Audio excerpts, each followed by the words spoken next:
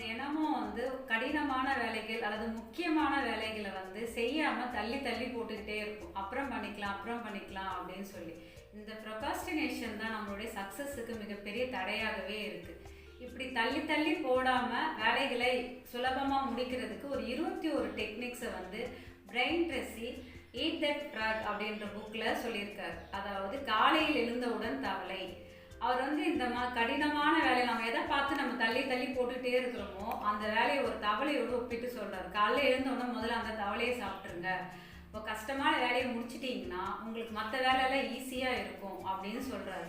இது தினமும் மட்டும் கிடையாது, நம்ம வாழ்க்கையில் சில வேலைகளை கூட இப்படி தள்ளி தள்ளி போட்டுக்கிட்டே இருக்கிறோம். அப்புறம் பார்த்துக்கலாம் அப்படின்னு சொல்லி இதை உடனே முடிக்கிறதுக்கு சொல்லியிருக்காங்க. அந்த 21 டெக்னிக்ஸை நம்ம அடுத்தடுத்த வீடியோவில் பார்க்கலாம். அவர் என்ன சொல்கிறாருன்னா, இப்போ வேலையே செய்யாமல் இருக்கிறதுக்கு பேர் மட்டும் சோம்பேறித்தனம் கிடையாது, ஒரு வேலையை செய்யாமல் தள்ளி தள்ளி போடுறது கூட சோம்பேறித்தனம் தான் அப்படின்னு சொல்கிறாரு.